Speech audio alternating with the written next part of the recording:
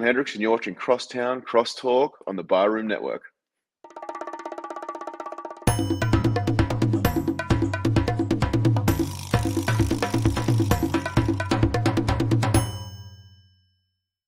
Some may find the following disturbing. Discretion is advised. Every summer in Chicago, the sunshine spotlights the city's spectacular skyline. Its luxurious lakeshore, marvelous monuments, and the over 200 neighborhoods in the city. And it also brings to light two of the greatest sports franchises in the world. On the north side, it's the Cubs.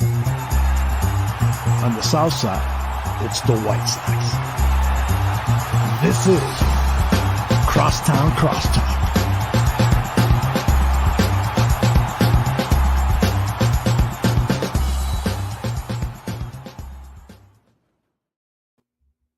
Hello and welcome to another very exciting episode of Crosstown Crosstalk presented by the Barroom Network. My name is Vinnie Parise, and I'm sitting here watching the playoffs day after day in Major League Baseball. And more depressed that the Chicago White Sox failed to live up to be one of these teams this season.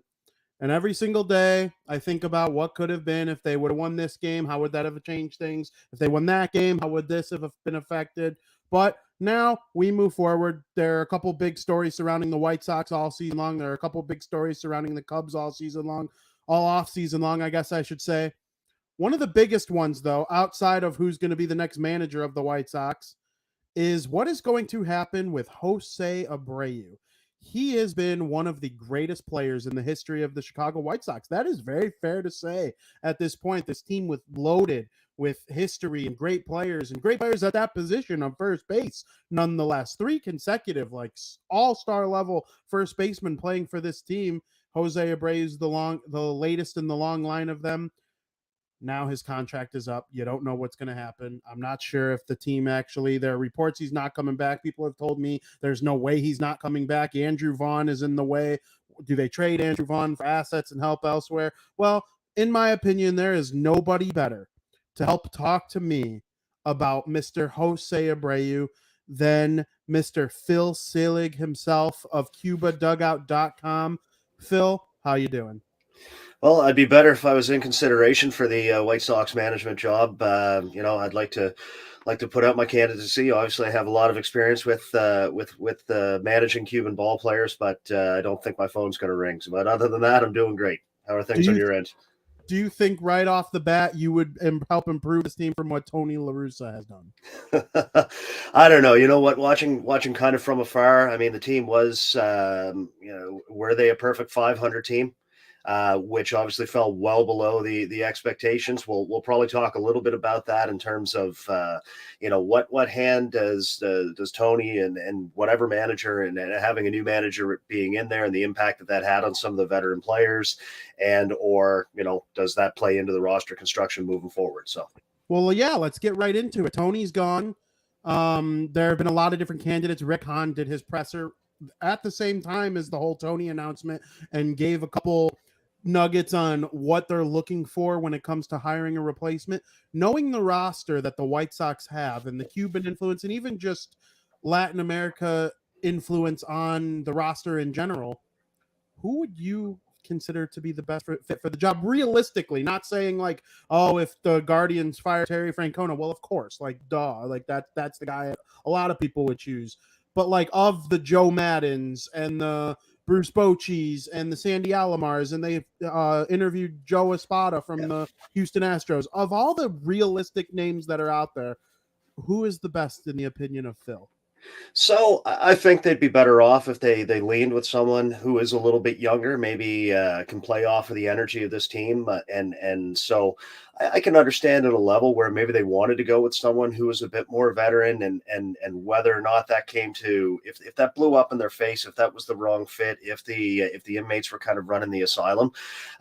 So I know, as you mentioned, that Joe Espada is a guy that everybody has had their eyes on for the past couple of years and seems to fit in there, that I think he'd be able to connect with the young players, with the Latin players, and maybe just needs that shot. Sandy Alomar, another guy that's been around for a while. So I don't have a definitive opinion on who that person would be versus I think that a better fit might be someone who can connect with that younger cohort and provide and match a little bit of the young energy, because that definitely seemed like that was lacking this year, although injuries obviously played a great part as well. They sure did. And speaking of leadership, there haven't been too many better Spanish-speaking leaders in the history, or at least in modern history, of Major League Baseball. There are some pundits out there that have questioned Abreu's leadership. I saw a little snippet from Bob Nightingale and people like Bruce Levine talking about his leadership. If you watch every single White Sox game, as I did in 2022, you know what Abreu brings to this team, especially the Spanish-speaking side of it. First of all, let me ask you, what did you make of Jose Abreu's 2022 season on the field? So there's a level of it that, make no mistake about it, when a team doesn't meet its expectations, they're going to look to the guy who has been the face. And is there going to be a certain amount of that is fair? And I bet you that Jose himself would admit and say, look, I didn't have the complete season that I wanted to, or based on what is normally expected of him, although there was still a lot to like in there, make no mistake about it. And so that kind of opens up the door moving forward of what's that player going to be as he continues to age, and or depending on, what the team needs. So if there was a feeling out period this year, and I mean, if you look at the numbers, they had 3 batters that qualified, had enough qualifying at bats, so for a batting title. And Abreu, even though averages were down, was in there. His power was obviously down. His production started off slow, came back around, but still didn't hit those standards. So there is a part that I can understand if people are trying to find, those answers. So of course, I think Tony La Russa has taken the brunt of it. That's the nature of the game as a manager, and possibly deservedly so. I think Abreu's going to wear some of that. But if people are throwing the baby out with the bathwater, I think is a big mistake. And I think there's still a lot to like there, especially for a team that hopefully gets healthy, that's going to have more of those pieces in play that were supposed to provide a lot of that stock in the lineup this year. And then with Abreu showing that, he can mature as a hitter and still be valuable in there. Maybe it's not as a starter, but at the same time, I understand where going into this year, the roster construction was wonky. That doesn't necessarily solve itself even just in getting healthy. So I can understand where there is some desire to either get younger, switch up that roster construction, move into another direction. Okay, but at the end of the day, not asking your prediction on whether or not he'll come back. I'm asking, if you were Rick Hahn and Abreu's there, he'll stay if you want him to stay, he'll go if you want him to go, what would you do? So I think he's that type of guy that you should be looking at making him a White Sox for life. And if that means, you go a few more years than you would normally think to, and now, of course, I don't know what that term is, but if he says he's willing to do 5 years at 9, 10 per, so that he's going to be worth that in the first 2 years, maybe 3, 4, 5, you wear that. But a veteran guy that, again, I think is going to age out, that even if you turn him into a platoon bat, you turn him into a DH, or you look at dumping him at that point, I absolutely look at bringing him back. And, whoever ends up with Jose Abreu, it might be a different scenario. They may not be relying on him to hit in the middle of the lineup. I don't think the Sox would be, to be honest with you. But if anybody who brings him in there is going to have a veteran guy that can grind out at bats, still hit for average, which, is, I know a lot of people think it doesn't mean anything, but it still, to me, is a thing. And it's still an important thing, but a guy who's still going to give you competitive at bats, had the second highest on base percentage of his career this year, still can drive in a run when you need to, even if he's not going to be that guy that knocks in 100%, I'd bring him back, but it's not my money. So are you one of the people that believes that the White Sox approach as a team impacted Jose Abreu at all this year? Because home runs were down. Andrew Vaughn led them with 17 home runs. Yeah. Aaron Judge had 17 home runs on May 17th. So, it's just a crazy down year for home runs. The Cubs had like 3 or 4 guys who would have led the White Sox in home runs, and they finished 10 games behind them in the standings. I'm curious to know if you think there was an adjustment made this season that impacted everybody. And obviously a guy like Jose Abreu would take the brunt of it, or do you think it was just a down year for him individually in terms of power? I think it could be a combination of things. I think that drop in power is a big reason why, he didn't get those extra 25 RBI that he normally gets. And so, as you say, there's a level of that's across the game. In the piece that I wrote, I don't know if I got too deep into this, but one of the things that I noted is that the White Sox themselves scored 110 fewer runs than the year before. Now, I mean, there's a little bit of chicken and egg in that. If your main run producer isn't the guy driving that in, is that the reason why you didn't score 110 more runs, or did you not score 110 more runs because those guys weren't there for him to drive in? Whereas you see, the rest of his numbers were there. The 40 doubles is impressive. Is that the second time that he's done that? That's an impressive number. The average is a 304. It's funny to look at that and think that is that the new 330 in today's baseball game? So there was a lot to like there, and if nothing else, I mean, the guy did play 157 games. So of all the abilities out there, availability is a big component that no one else seemed to be able to provide to the team. So he's been one of the most consistent I'm on the field every single day players, not only in the history of the team, but I think there's a little bit more emphasis on it due to the fact that this team has just dealt with so many injuries and guys sitting out with things that seem to be things that Abreu wouldn't sit out with. And I'm not questioning anybody's character or anything like that, but do you think that does mean a little bit to the organization, the fact that he will play through pain? I mean, the dude got beamed in the head 2 times in 3 games last year and missed, I think, half a game because of it. it should. I mean, and so I wonder if there's a disconnect between the Twitter sphere and the fan base and what teams actually look at, for the sake that all of these new metrics and the like. And I'm not anti-analytics or anything along those lines, but I think there is something to be said, or sometimes it gets lost in the discourse of a guy that goes out and plays every game versus, here's his rate stats, here's all of that sort of thing. If the guy's not on the field, what does it really matter? And so I think that is a skill that should be commended. There has to be some consideration for that. Now, the other side of that is to play a little bit of the advocate in the other direction. That if his production's dropping because of age, are they looking at it saying, can we even rely on this guy to play 157 games moving forward? There's probably some consideration for that, but at the same time, for a guy who's been healthy the entire time, that has to have some value, or at least it has a great deal of value to me. So when you see and you look at this White Sox team as a whole, outside of just, the Cuban players surrounding Abreu, you have Andrew Vaughn, who's, I believe he's a California kid. He definitely went to Cal, and he's a first baseman. He's not very good defensively in the outfield, according to every metric out there. And then Eloy Jimenez, he's better in the outfield than Vaughn, but he's still not good. And he's also a tremendous injury liability when it comes to playing the outfield. If Abreu does come back, how do you fit them in? Would you trade Andrew Vaughn for assets? Eloy Jimenez seemingly has to be the DH, because I think he's the one guy on this team who could take the mantle as the best hitter on the team. That's just my personal opinion. The power on this guy when he's healthy is unbelievable. I think he could be better than Abreu long term. Where do you stand on this little log jam that they have Gavin Sheets in the mix too? I find a lot of times they have a tendency to work themselves out, so and that's tough when you're trying to plan out an off season. So now let me look at it through the lens that I typically look at things through. Sure. That I think some of it is going to solve itself and hopefully affordably for a team like that.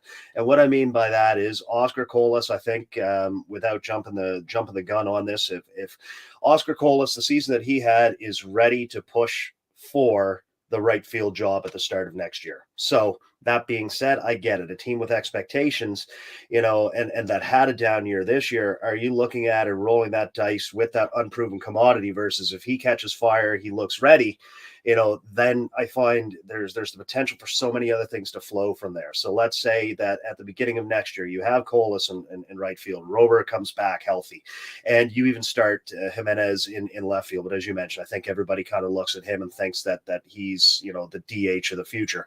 But, how many games could he play in left field for the sake of, if you want to run that rotation of, first base DH between Vaughn, Abreu, and Jimenez, and then, if injuries or similarly through my kind of my Cuban bias, but also I think that most White Sox fans would sign up for this as well, that if that Colas prognostication comes to fruition, and then hopefully maybe by mid-season or towards the end of the year that a Yoelqui Cespedes can push for either a fourth outfielder role or mix in there and do that, then that outfield alignment all of a sudden looks way better, eliminates that issue that they had this year. But then you still do kind of run into some of that log jam at the other positions for at bats.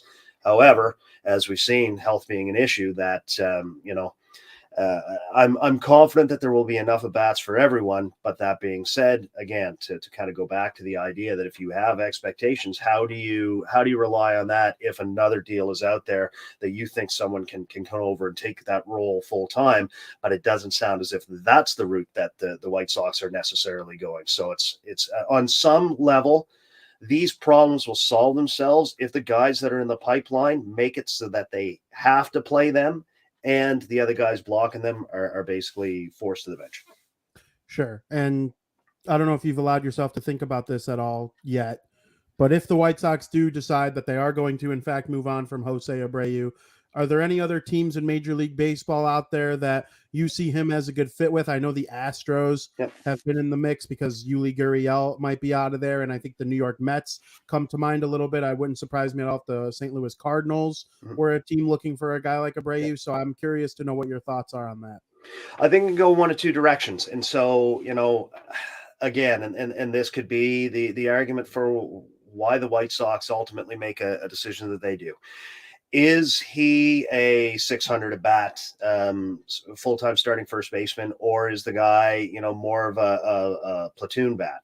Or phrase more, is he going to be that starter for 600 at bats on a contender, a team with grand aspirations, versus, could he, when you mentioned the Cardinals, and I know he's obviously quite a bit younger than Pujols, and who had his resurgence, could he go into there and help out? But at the same time, with Goldschmidt holding it down there, although I guess obviously there'll be more DH at bats with the DH in the National League.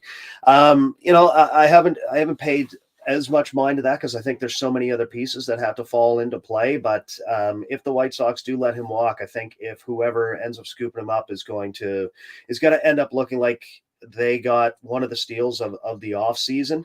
And to be realistic on that as well, a lot of that depends on the dollars. So, is he a $15 million player? Is he a $10 million player? That would be the debate. If he's in somewhere in that range for 2-3 years, I would look at that and say that I think that's a guy that can still contribute and is going to provide a lot of value.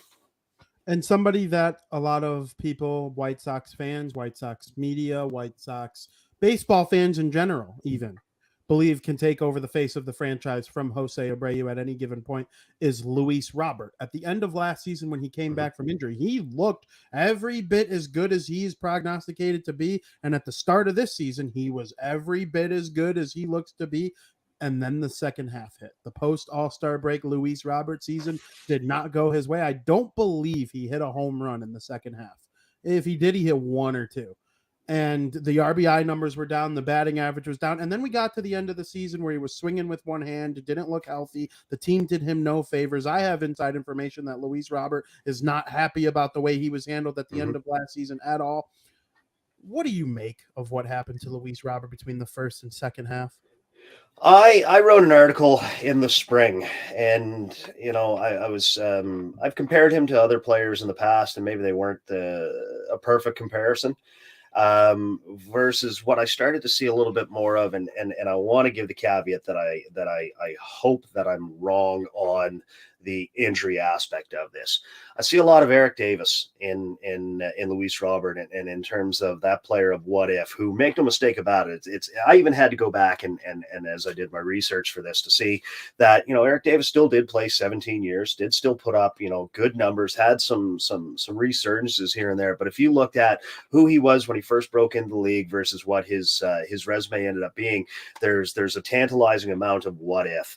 Luis Robert, I know, is still young, but is kind of leaning into that a little bit. I really hope it's not the case. As I've said before, I think this guy has the highest ceiling of anyone.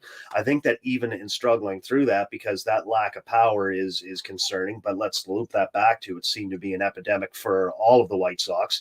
And so at the same time, though, he did maintain a solid average. I think it was if I saw at one point, and again, I took, based on my bias, what I do, I took note of this, that if there were 14 or 15 qualifying players over 300 in the majors, 8 of them were Cuban at one point. I think that number ended up shaving down to 11 qualifying and 3 of them being Cuban, but Robert was still there with a solid average. But yeah, if I'm the White Sox, I'm doing everything I can right now to make certain that this guy is healthy going into next year. If that means I'm keeping him in bubble wrap until February or March, I'm doing that. That guy is the linchpin. You have to keep him healthy. You have to do everything to give him the opportunity to blossom, and I think everything else will flow from there. Are you worried about him in 2023, or do you think he could get back to what we know he can? I don't know. I've seen where, the injuries have derailed guys. It's still too early for that. And again, just from a karma standpoint, I wish nothing but health and nothing but success for him. But at the same time, it's got to be a little bit worrying. And now, and for someone who probably watches the team much closer than I do, is part of the solution maybe in moving him to one of the corner outfield, giving him a break there, or creating more of the DH logjam. What's your opinion? Do you think that maybe some of it was the wear and tear of just covering so much ground in center field, or?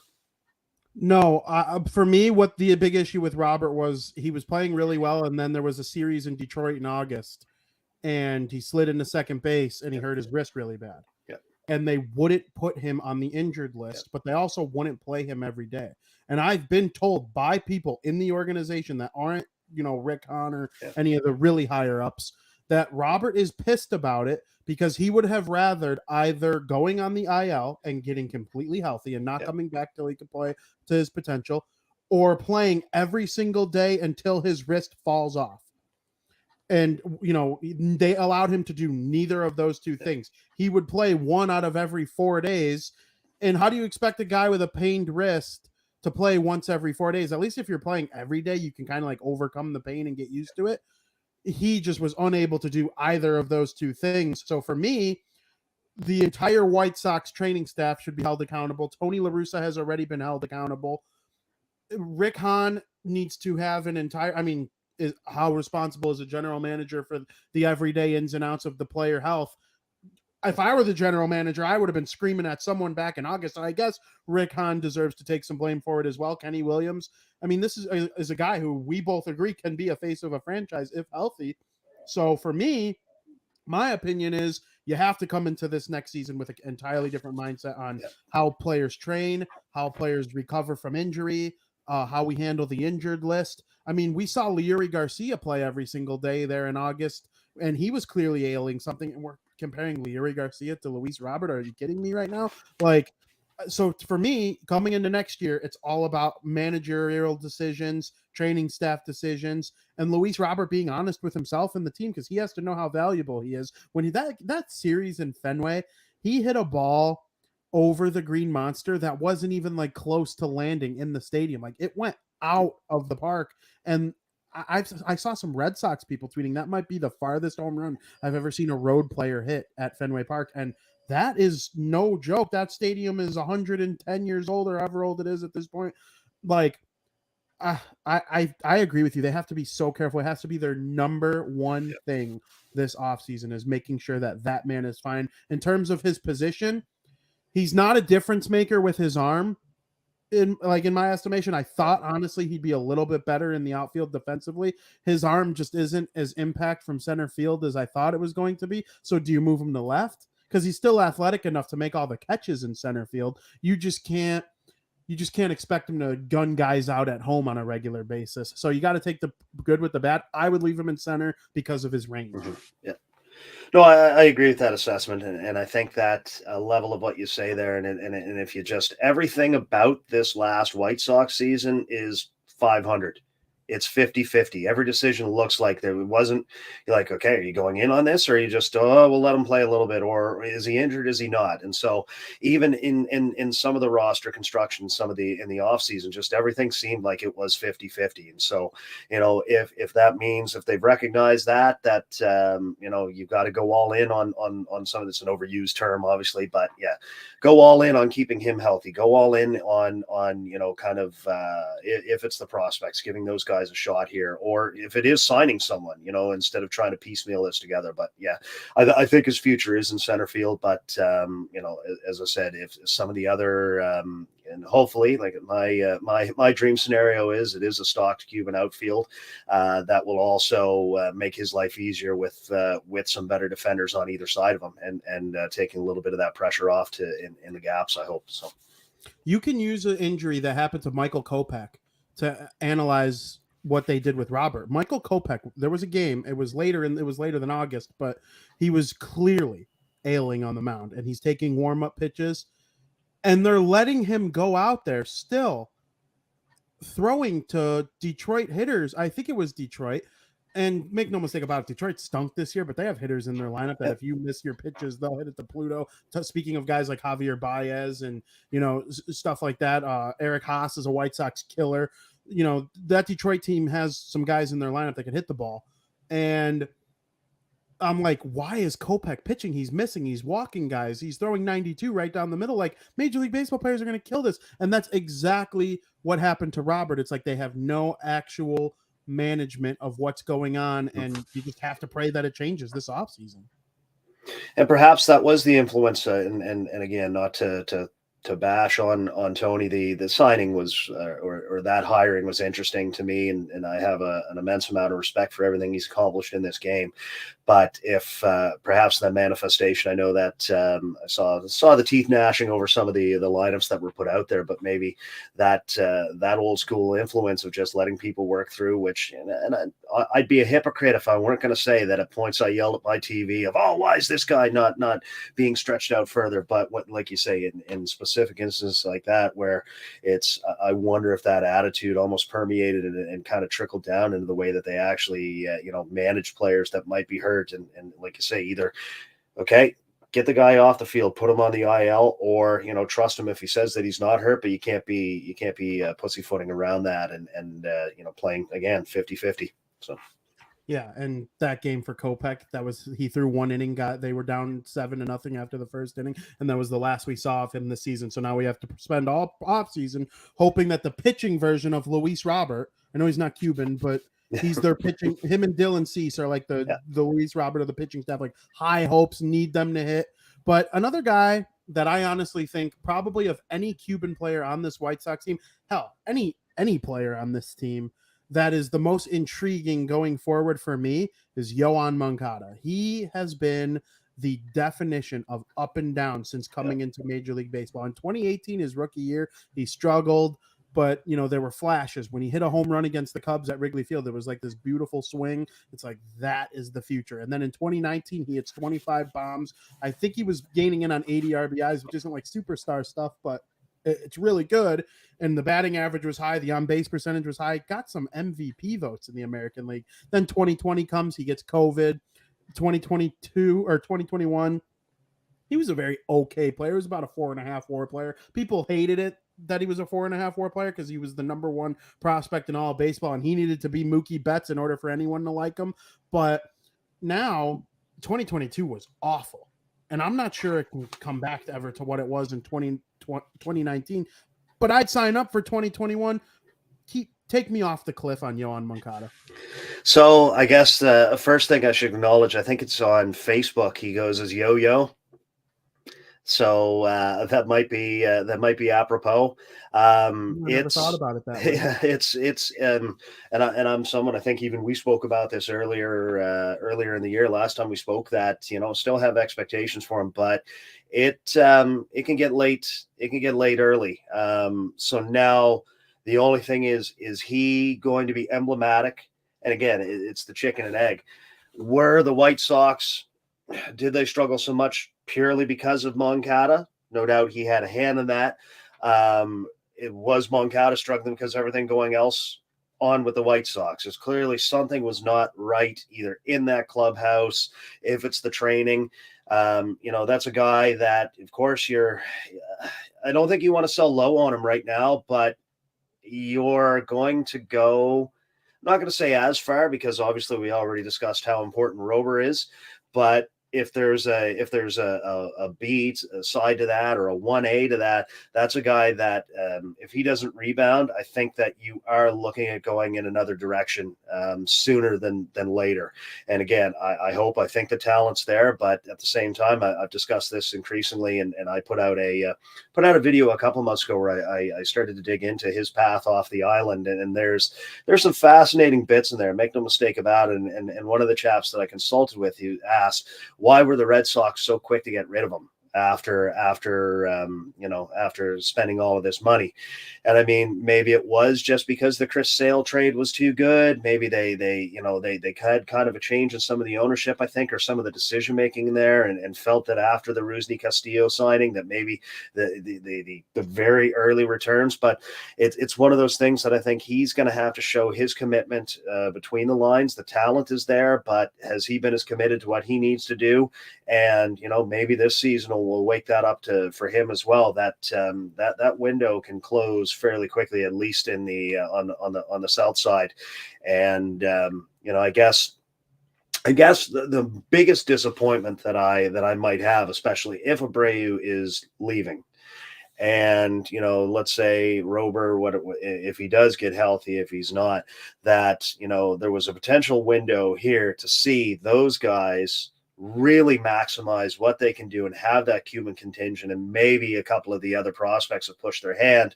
Now it looks like that's very quickly potentially going to unravel, but that's the nature of the game. And so just like I said, I would have loved to see all of the Cuban guys for Chicago holding it down healthy and reaching the expectations. Window's not closed on that, but it's I can understand the skepticism, and if people are starting to get a little bit worried about what the future holds. And the last Cuban guy on the MLB roster that I wanted to touch on had a very similar year to Yohan Moncada, if not worse, and that is Yasmani Grandal, who in his career has been one of the great catchers of his time. There's no doubt that if you're ranking the best catchers of the 2010s, Yasmani Grandal's name is right near the top, if not at the top. And the White Sox got him. He was pretty good in 2020, but he was splitting time with James McCann. McCann caught Giolito. He caught, I want to say he caught Dane Dunning too, but Grandal got a lot of the starts as well. 2021 comes. Bad, mediocre in the first half, gets hurt, misses a couple weeks, about 6 weeks. And then when he comes back, he's got MVP level numbers from like early August to the rest of the season. And his OPS in that stretch is like over 900. We're talking Mike Trout level offensive numbers. He's hitting a home run every other day. Then this year comes, he had 5 home runs. I think I might have lucked into 5. Obviously, I'm joking, but he was just brutal this season, offensively and defensively. So is he cooked? I don't know. And so of all of the guys that we mentioned there that I think probably has the potential to drop off that cliff, if it hasn't already happened, is of course a catcher in his early 30s. It loops back, and I don't want to be repetitive on this, that we saw the catching position overall was very down this year. And so is that emblematic? Was this a weird season? I think there's more in there, but by the same token, is that guy going to be a starting catcher? There was debate, I know, amongst the White Sox fans that, when his bat was playing as well as it was, you're willing to look past some of the defensive deficiencies. Now, is there any doubt that I don't think he's a great fit for that roster, except there's not a huge amount of catching depth out there. So same thing where I think the fortunes for the White Sox in 2023 are, hopefully, if it was a culture thing and if it was a manager thing, and so can you very quickly, can you re-engage that culture? Can you get the right manager, and can you have health? Of all of the guys that, and of all of the Cuban guys, I would say that the closest to that, if I had the most concern, would be Grandal. But that being said, maybe all of those things that I just said can turn around. But it's a tough that would be a tough decision of where you go, just because of the fact of where the catching position is in baseball overall.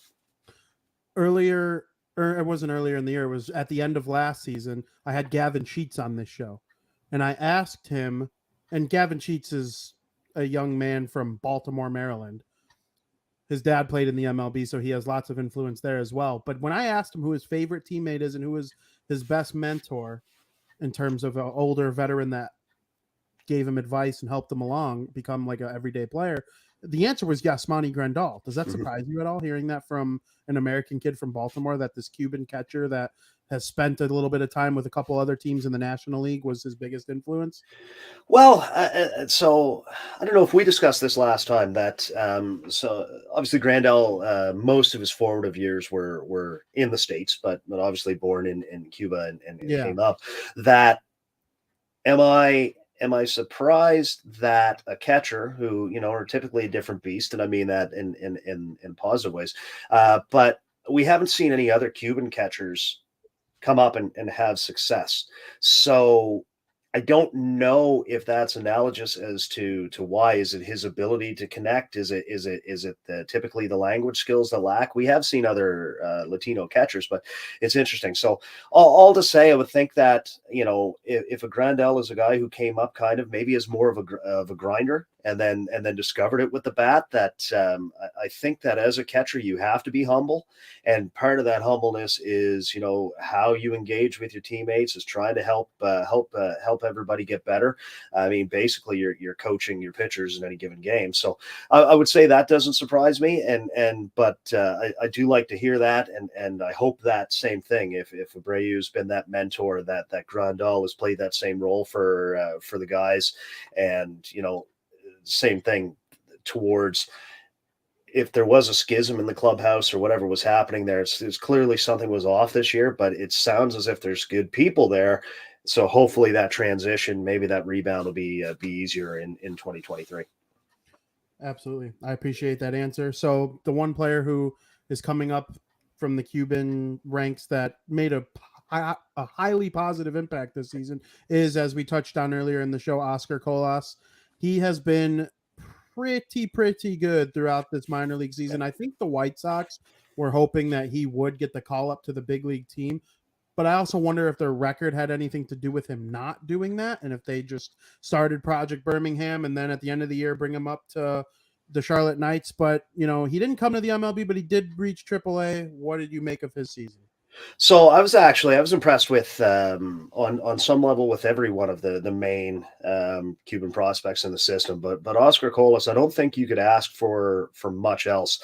And I'll be the first to admit that when towards the end of August started questioning whether or not he might get the call, and then in digging realized this was obviously they've kind of changed with only adding the 2 roster spots and then the extension of the AAA season, because I was like, am I making this up? Does this not seem like it's going way longer? And it definitely did. So I think, as you mentioned, kind of as they faded, they looked at it and they realized, okay, let's because he went from A or advanced A to AA to AAA in 1 year, and basically did well at each one of those levels. In some regards, outpaced his performance in the other levels.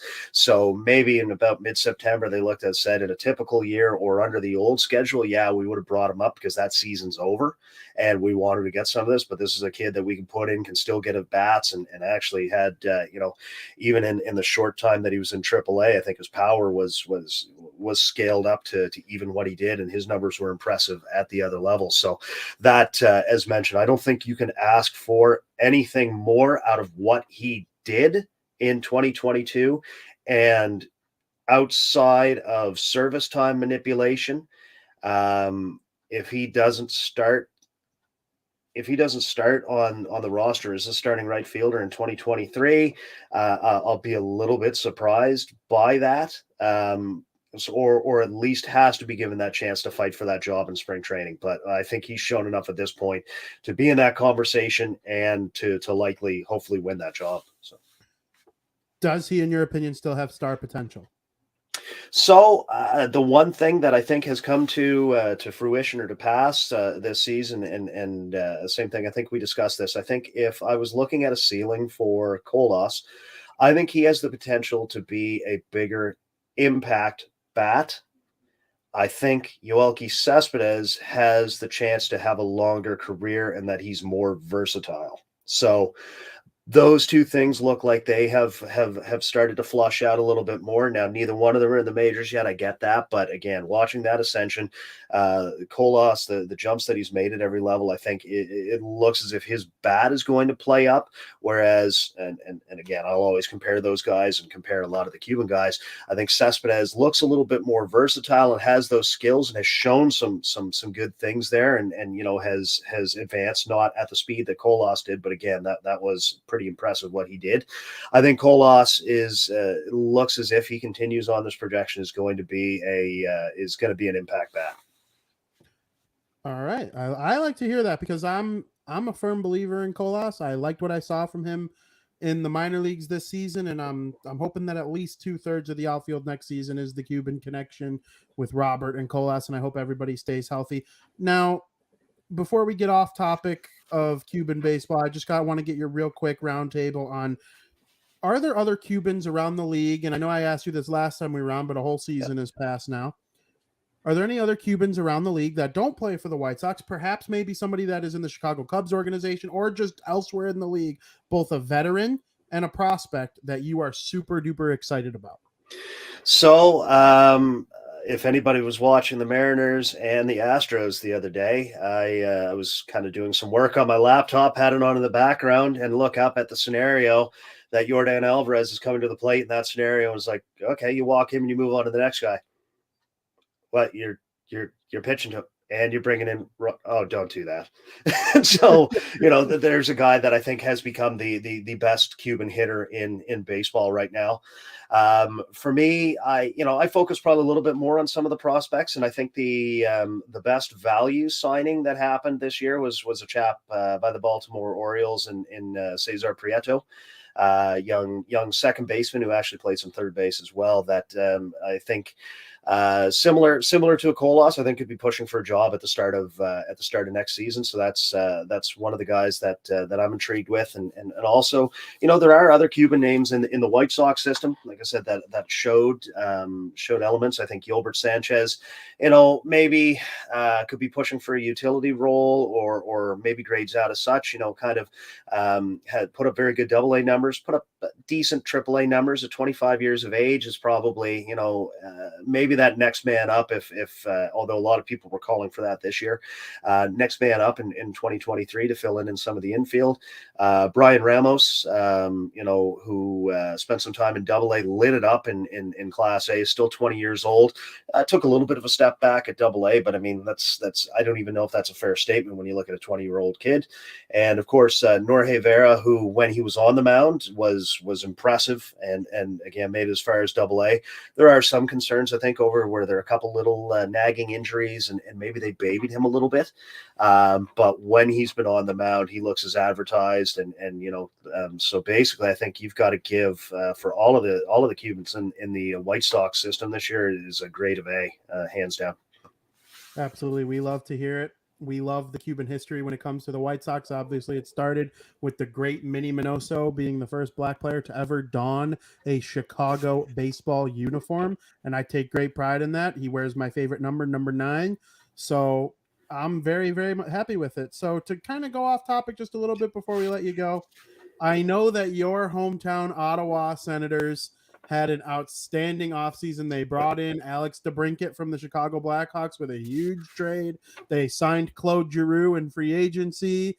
They traded for Cam Talbot, the goaltender for the Minnesota Wild, is now there. He's hurt for now, but when he comes back, it's a nice-looking team. As guys like Tim Stützle and Brady Tkachuk and Batherson and Norris. All these guys are just sensational. There's a lot of excitement surrounding the Ottawa Senators this year, and I'm curious on your take of the hockey team. Sensational, no pun intended. No, there's a lot of positivity coming into this season, and we talk about culture, and so I think there's been some big changes there, and talking to people locally, and even within the business community, it seems as if there were a lot of complaints in the past over how they did business both on and off the ice. Off the ice seems like they're trying to make good on many things. On the ice, they're trying to make good on that as well. So there's a level of excitement. And unfortunately, I guess one of the big signings coming over from the Blackhawks, but there's a lot of positivity here, and we were kind of discussing before we jumped on that one of the bigger things is there's been a push for a long time for a new stadium. Without getting too deep into the weeds, Ottawa isn't the greatest sports town. Sometimes they get a little too caught up in expecting people to go purely because they're fanatics when this town isn't full of fanatics. So, it's, are you selling the sizzle or are you selling the steak? They're building towards finally understanding, put a little bit of sizzle on that. And so I think that there's a great deal of excitement. How this team does is improving the overall sentiment in town here, and that push for the new arena. And it looks as if things are on the upswing for the Ottawa Senators.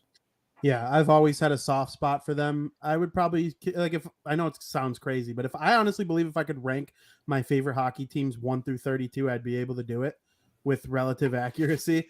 And Ottawa would be in my top 10. I was obsessed with Alfredson when I was a kid. I thought he was just incredible. And then they traded for Bobby Ryan from Anaheim, and he changed. He ended up wearing number 9 too. I think he switched to 6 though. And now they have Stützle, who was German, with Leon Draisaitl, and I think Ottawa is great. I can't wait to watch that team this year. So before I let you go, though, I do have to put you on the spot and ask you who you think is going to win the World Series.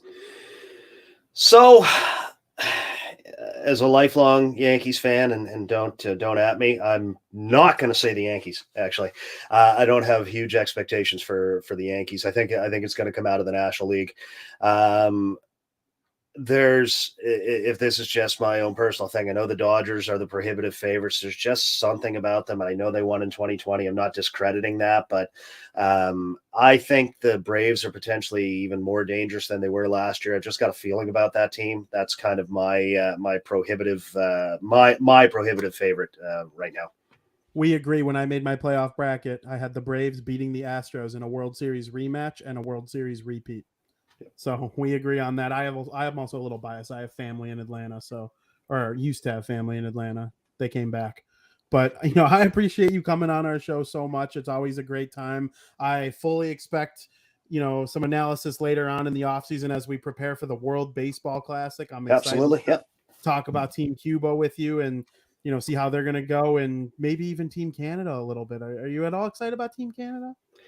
To a lesser extent. I know that things are improving there, and so I guess I wasn't a huge World Baseball Classic fan before kind of delving more into the Cuba, and then by proxy, I guess it increases that excitement. So it's if there's a will to talk about that, it's like I said, I think there's some good things growing there. The game itself is.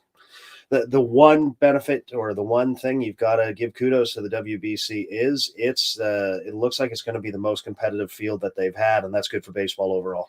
That's what I was going to say. I'm normally just, okay, get me through the World Baseball Classic. I'll watch it because it's baseball, but get me to the MLB season. This year, I'm like, Team USA? They got who? Tim Anderson? Oh, the White Sox are playing them in spring training? I just think there's so much excitement coming into it this year. So yes, credit to them. I appreciate that little nugget there. Perfect. Well, thanks. And yeah, I'd like to come back on if news breaks on that. There's a lot of different ways that roster can shake down. I've written a little bit about that, but they're keeping it close to the vest. If I can end with one little anecdote, kind of the current state of Cuban baseball, they're supposed to have their Elite Series that was supposed to start this past Saturday. That has been held up because the uniforms have not arrived. So it's just so prototypically Cuban, but for anybody that wants updates on that, once they're finally decked out and they get playing the games, follow along at CubanDugout.com, and I'll try and provide some updates. Absolutely. And Phil, what's your Twitter account again? So all of my handles, my website, Cuba Dugout or CubaDugout.com.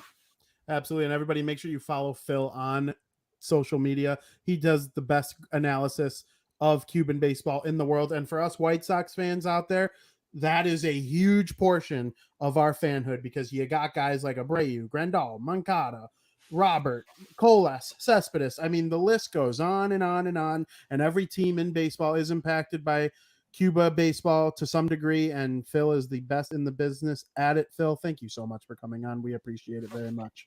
Perfect. Thank you. Absolutely. And everybody, we will send you to a quick commercial break.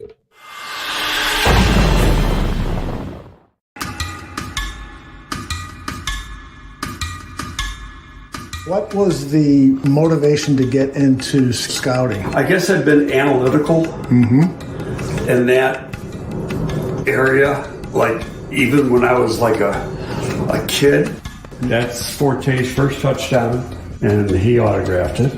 That's the Pro Bowl players one year. All those are our picks. So it's Briggs, Nate Vasher, Tommy Harris. Two things, the bigger ones on top, those were gifts from Parcells when we went to the Super Bowls that he gave all the scouts. It's the 85 Bears. The Bears gave us that. That Ted Phillips gave us.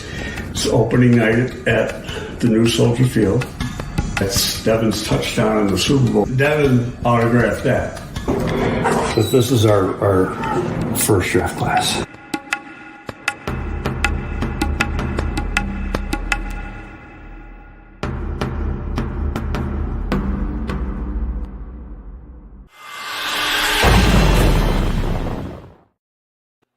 Welcome back to Crosstown Crosstalk, presented by the Barroom Network. My name is Vinnie Parise, and I am so thankful to Phil Selig for coming on CubaDugout.com. Make sure you follow him on social media for all things Cuban baseball. We are big fans of him here at the Barroom Network. Before I sign off and let everybody go enjoy the rest of this huge sports day that we got going on, I mean, guys, there's like 7 NHL games tonight. The Chicago Bears take on the Washington Commanders. Obviously, that's a big deal here at the Barroom Network. You got baseball playoffs. The Mariners and the, what are they called? The Houston Astros just started. I'm very excited to see how that game goes. Obviously, we have people at this network rooting for the Mariners. Few people root for the Astros at this point. But the game between the New York Yankees and the Cleveland Guardians has been postponed, so we will have to wait to see that. But, let's dive into those series a little bit. In game 1, the New York Yankees played the Cleveland Guardians, and the Guardians, they took a 1-0 lead, and they looked like they were going to be able to hang with the Yankees. And then as the game went on, Garrett Cole he got himself into some trouble, and he always found a way out of it. And the Yankees ended up getting the win. Anthony Rizzo with a big home run. Josh Donaldson thought he had a home run. It bounced off the top of the wall, and then he was thrown out at first because he didn't know it wasn't a home run. It was just a wild scene, but the Yankees ended up taking the 1-0 series lead. And then the Houston Astros against the Seattle Mariners. Justin Verlander, the upcoming American League Cy Young Award winner, got the start for the Houston Astros, and you knew that if the Seattle Mariners wanted to win this game, they were going to have to find a way to get to Verlander, and they did. They scored 6 runs on Verlander, which is just something that hasn't happened at all yet this postseason, and they got up to a 7-1 lead in the ballgame, and the Astros came all the way back. It was 7-5. Down to their final strike, runners on first and second. And as Phil Selig talked about earlier in the show, the best Cuban baseball player in the world, Yordan Alvarez, came up to bat and he hit a walk-off home run, taking victory from the hands of defeat. And the Houston Astros took a 1-0 series lead over those Mariners. By the time you're listening to this, you might know the result of the game going on right now. It is still 0-0 as we speak in the bottom of the first inning. Or if you're watching it live, maybe you got that game on in the background. Who knows? But yes, that game is going on. The Mariners are looking to tie it up. And then over in the National League, in game 1 of the American League Division Series, the National League Division Series, the Los Angeles Dodgers kind of took it to the San Diego Padres with relative ease. And on the other side, the Philadelphia Phillies stunned the Atlanta Braves. And then the Atlanta Braves started to come back a little bit in that game. They ended up hitting a 3-run home run in the 9th inning, but it wasn't enough. They lost the game 7-6. And you knew coming into the next game that the Braves would have a chance to really take that momentum that they built at the end of their last game, and they won the series, or they won the game 3-0.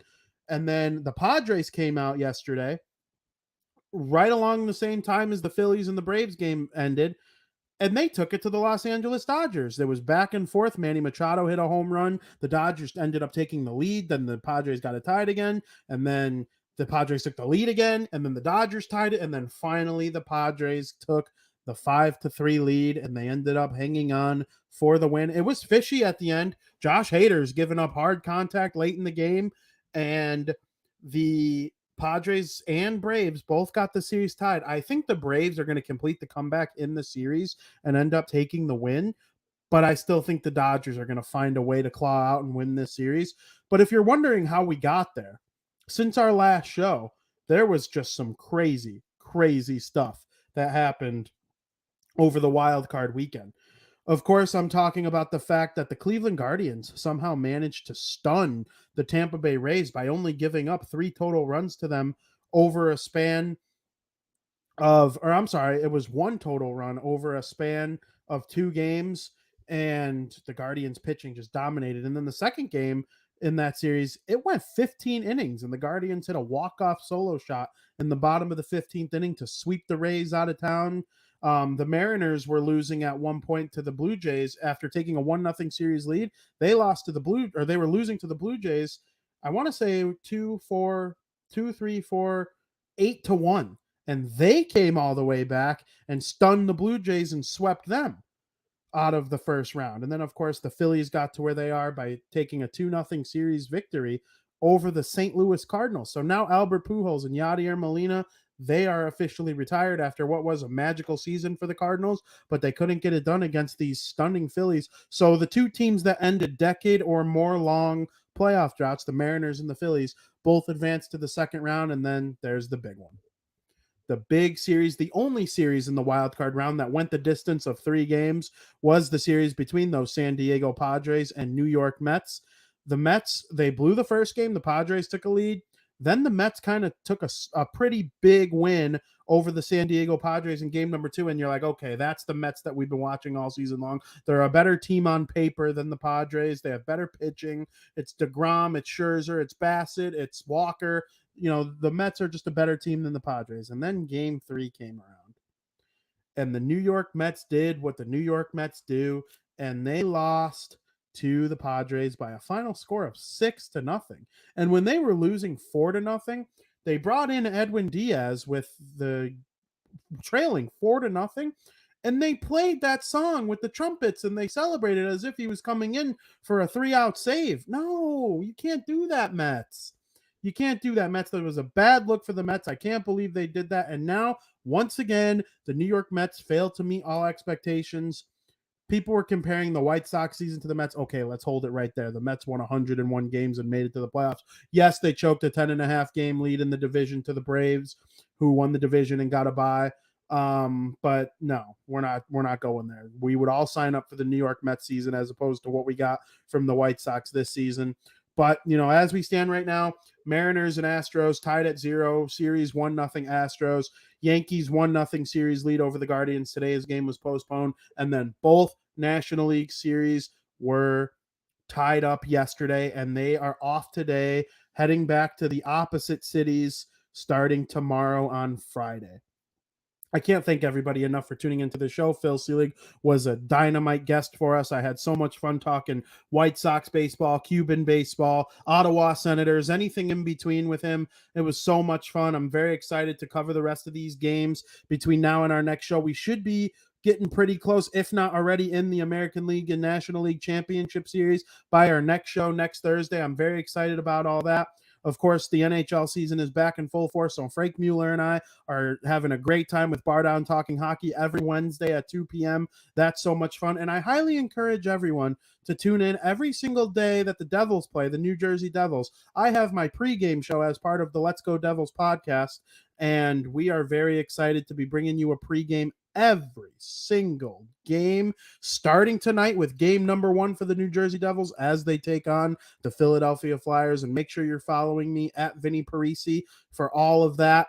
Of course, you will also see plenty of stuff around the Barroom Network and my Twitter. And make sure you're following at Barroom Network as well, because tonight the Chicago Bears, as mentioned, take on the Washington Commanders. They will be wearing, for the first time ever, their orange helmets to complement their orange jerseys. I'm very excited about that. The Bears might actually be able to claim a win here tonight against the 1-4 Commanders. I'm not saying anything. The Bears aren't much better, but they've shown a lot more promise than the Commanders have, and I like Justin Fields. The way he played in the second half of last game was awesome, and we saw Mooney make a big catch. The defense allowed Kirk Cousins to have that drive at the end, but they were largely the better team in the second half, and that is very encouraging going forward. I want to see the players play well first and foremost in a season like this, and we'll see what happens when it comes to their record. But I'm very excited to be a part of the Chicago Bears fan base and what's going on with the team. We got a big game tonight. I'm so excited about it.